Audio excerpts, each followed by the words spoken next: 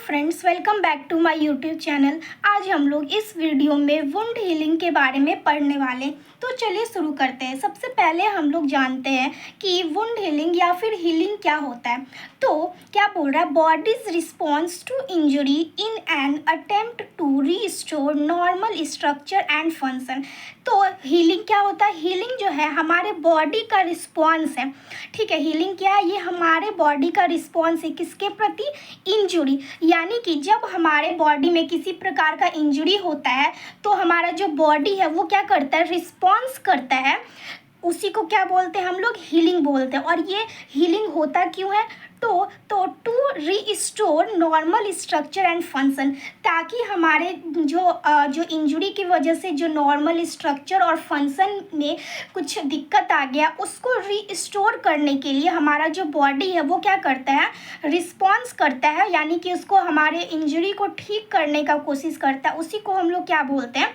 Healing बोलते हैं या फिर वुंड हीलिंग बोलते हैं। तो एक सिंपल वे में अगर हम लोग समझें तो अगर कहीं पे हम लोगों को कट लग जाता है, ठीक है, तो वहाँ पे क्या होता है, हमारे स्किन पे या फिर कहीं बॉडी पार्ट्स पे अगर कट लग जाता है तो वहाँ का जो फंक्शन होता है, वहाँ का जो स्ट्रक्चर होता है वो डिसरप्ट हो जाता है। यानी कि वो सही तरीके से फंक्शन नहीं करता है, उसका स्ट्रक्चर क्या हो जाता है?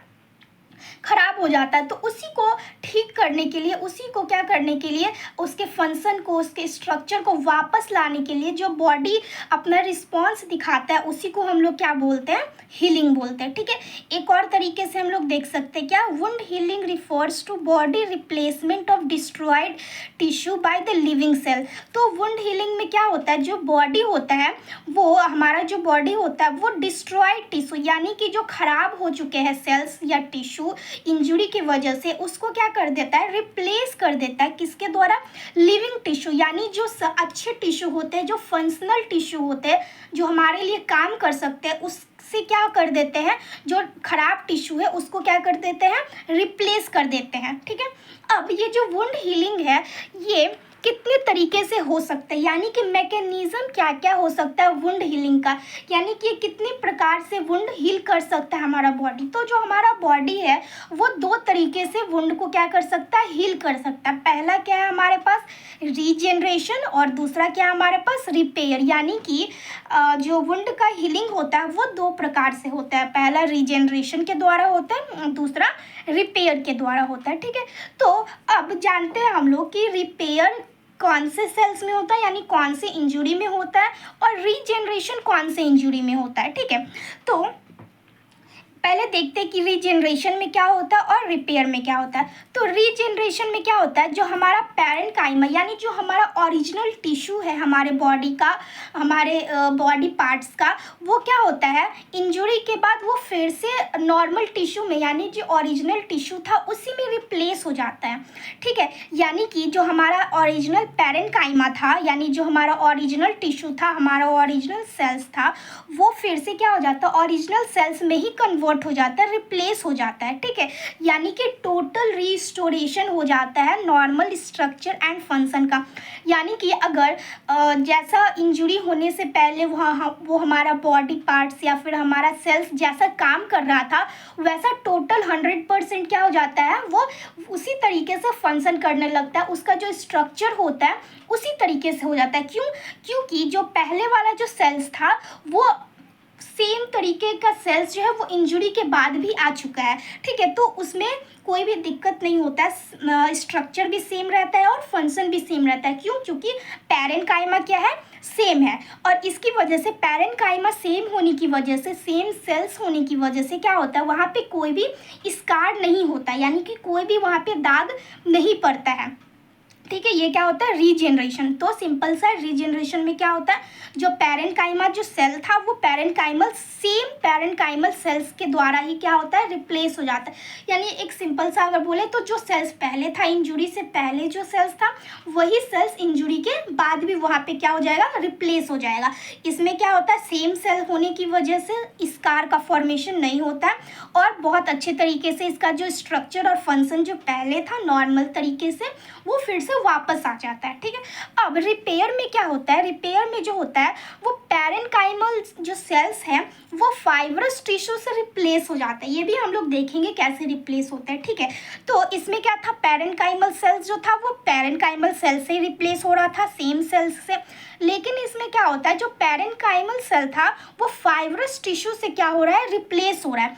अब क्या हो रहा है, यहाँ पे तो कुछ और सेल्स था, अब आ रहा है हमारे पास फाइब्रस टिश्यू। तो जो सेल्स और टिश्यू क्या हो गया, अब अलग अलग हो चुका है। तो अलग अलग टिश्यू और सेल्स होने की वजह से यहाँ पे क्या हो जाएगा, स्कार का फॉर्मेशन हो जाएगा।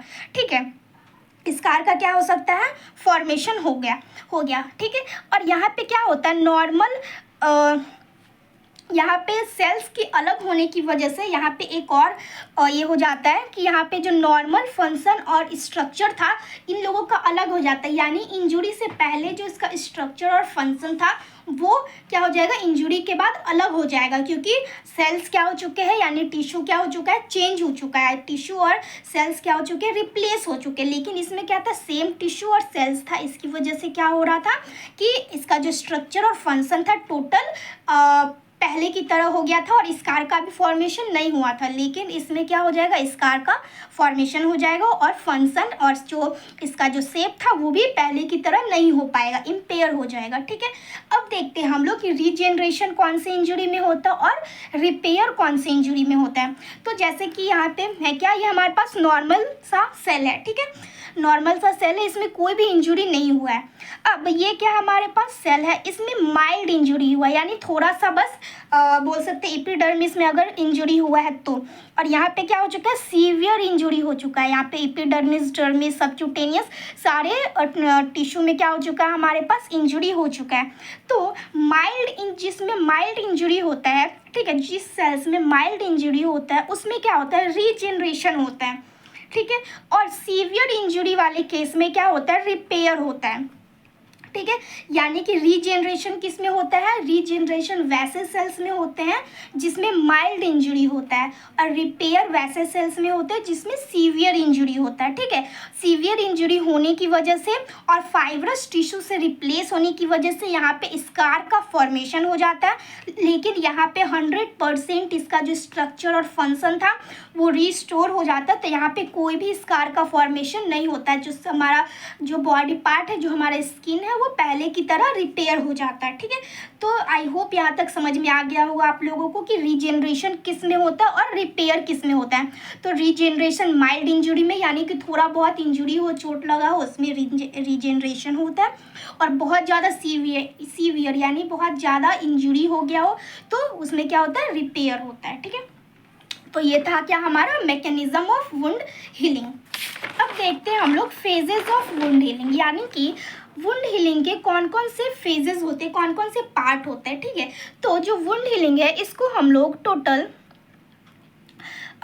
3 पार्ट में डिवाइड कर सकते हैं। ठीक है, कौन कौन से पार्ट है हम लोगों के, सबसे पहला हमारा इन्फ्लेमेटरी फेज, दूसरा है हमारा प्रोलिफेरेटिव फेज और तीसरा है हमारा मैच्योरेशन फेज। ठीक है, तो इसमें हम लोग क्या देखते हैं, सबसे पहले हम लोग देखेंगे इन्फ्लेमेटरी फेज में क्या होता है, यानी कि फेज कितने हैं, इन्फ्लेमेटरी, प्रोलिफरेटिव एंड मैच्योरेशन। अब सबसे पहले हम लोग क्या देखेंगे, इन्फ्लेमेटरी फेज को देखेंगे। तो जैसे कि ये हमारे पास क्या इन्फ्लेमेटरी फेज है यहाँ पे। ठीक है, तो ये क्या हमारे पास एक नॉर्मल सेल है। ठीक है, या फिर टिश्यू बोल सकते हैं, या जो भी है स्किन है। ठीक है, ये हमारा क्या है, स्किन है। यहाँ पे जैसे कि हम लोगों को पता है कि जो हमारा स्किन होता है उसका सबसे ऊपर वाला लेयर क्या होता है, एपिडर्मिस होता है, फिर डर्मिस होता है, नीचे वाला क्या होता है, सबक्यूटेनियस होता है। ठीक है, तो ये क्या है, नॉर्मल स्किन है, इस पर कोई भी कट या फिर इंजुरी नहीं लगा हुआ है। इसमें क्या है, हमारा जो स्किन है उसमें एक कट लगा है, यानी कि एक इंजुरी हो गया है। ठीक है, अब जब इंजुरी होता है तो इन्फ्लेमेटरी फेज में क्या होता है, इंजुरी हुआ, इंजुरी होने की वजह से क्या होता है, यहाँ पे जो भी ब्लड वेसल्स होते हैं, वहाँ पे जो ब्लड वेसल्स होते हैं क्या होता है, हमारे स्किन में क्या होता है, ब्लड वेसल्स प्रेजेंट होते हैं। तो जो ब्लड वेसल्स होते हैं उनमें क्या होता है, कट लग जाता है। कट लगने की वजह से क्या होता है, उसमें से प्लेटलेट क्या होता है, रिलीज होता है। प्लेटलेट के रिलीज होने की वजह से क्या होता है, क्लॉट का फॉर्मेशन होता है। तो यानी कि ये क्या था, हमारा नॉर्मल स्किन। यहाँ पे जस्ट कट लगा यानी इंजरी हुआ। इंजरी होने की वजह से क्या हो गया, इंजरी होने की वजह से यहाँ पे ब्लड वेसल्स भी क्या हो गए, डिसरप्ट हो गए, यानी ब्लड वेसल्स में भी कट लग गया। तो क्या हो गया कि यहाँ से प्लेटलेट रिलीज हुए। अब प्लेटलेट का काम क्या होता है, ब्लड का ये क्लॉट का फॉर्मेशन करवाना। तो यानी कि क्या हो गया, यहाँ पे क्लॉट का फॉर्मेशन हो गया और यहाँ से क्या हो जाता है, ब्लीडिंग रुक जाता है। ठीक है, तो जैसे कि यहाँ पे क्या है, प्लेटलेट है, क्लॉट फॉर्मेशन है और ये क्या था हमारा ब्लड वेसल से। अब सेकेंड फेज में क्या होता है, तो ये क्या होता है, ये जस्ट होता है, यानी इंजरी के जस्ट बाद ये प्रोसेस होता है। लेकिन अब 24 विदिन 24 यानी कि 24 घंटे के अंदर अंदर में और क्या क्या होता है। तो क्या होता है, यहाँ पे प्लेटलेट था हमारे पास।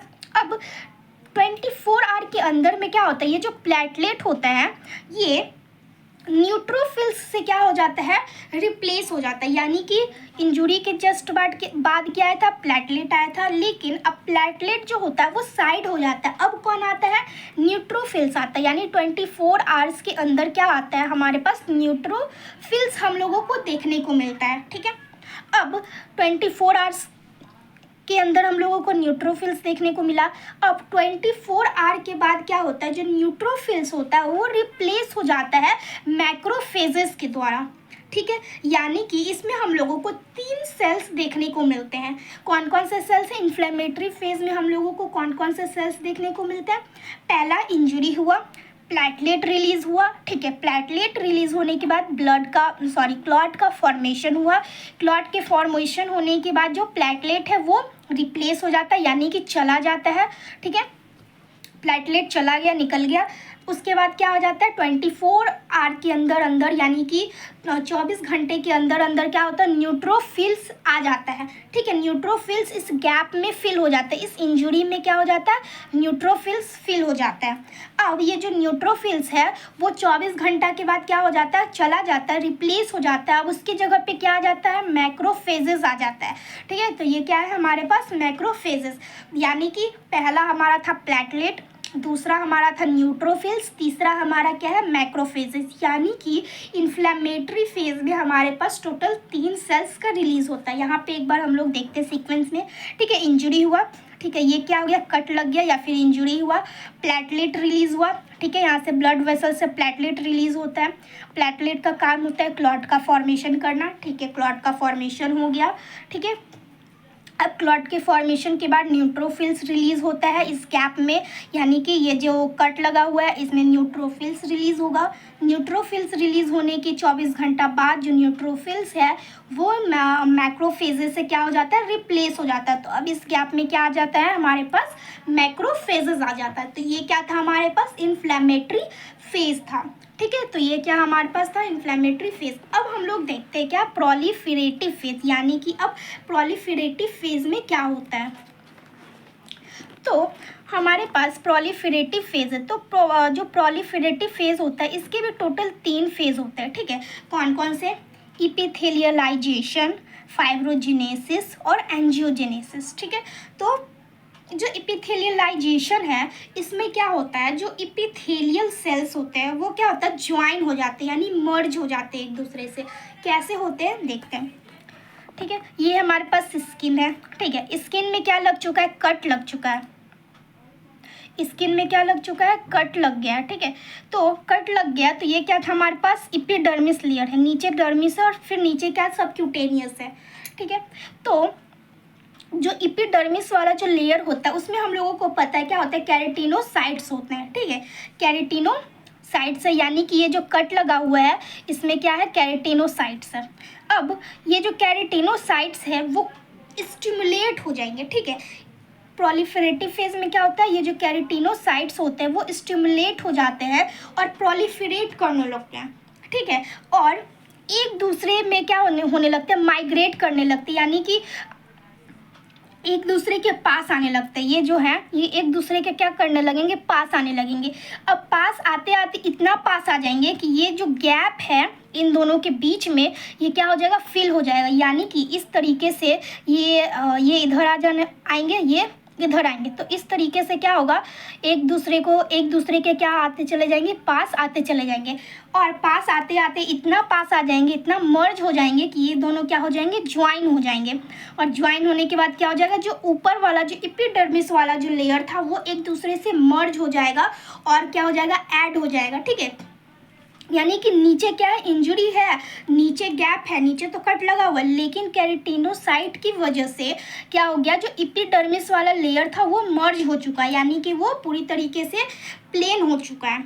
ठीक है, तो ये क्या था हमारा एपिथेलियलाइजेशन, जिसमें क्या होता है, जो एपिथेलियल लेयर होता है वो मर्ज हो जाता है केराटिनोसाइट की वजह से। ठीक है, तो ये क्या था हमारे पास प्रोलिफेरेटिव फेज का पहला बोल सकते हैं प्रोसेस। दूसरा फाइब्रिनोजेनेसिस।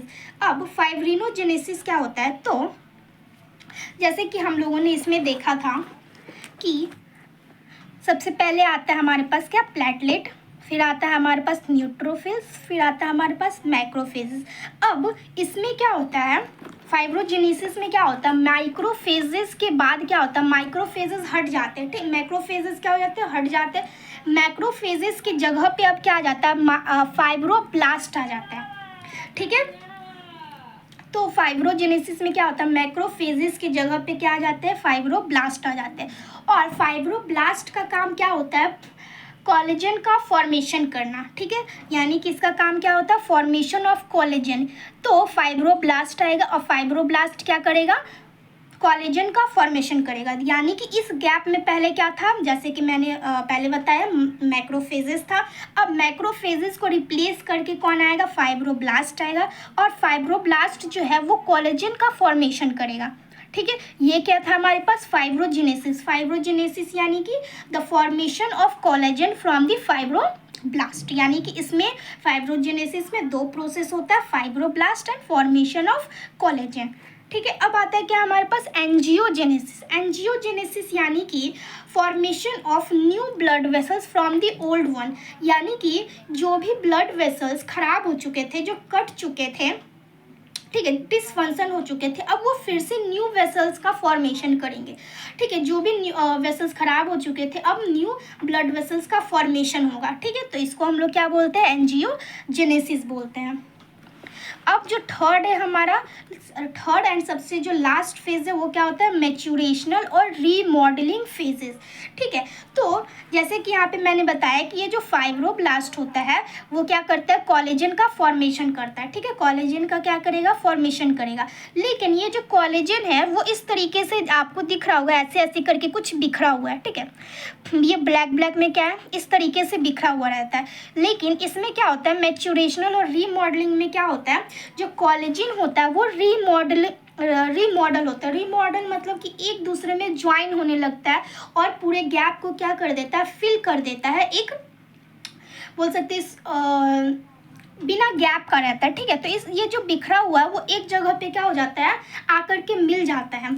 और इसमें क्या होता है, मैच्योरेशन में ही जो इंजरी होता है वो स्कार का क्या करता है, फॉर्मेशन करता है। ठीक है, तो ये क्या था हमारा मैच्योरेशनल और रीमॉडलिंग फेज।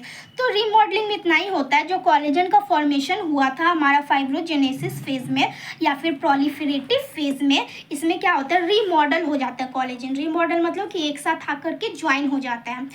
तो इसी को हम लोग क्या बोलते हैं, मैच्योरेशनल या फिर रीमॉडलिंग फेज।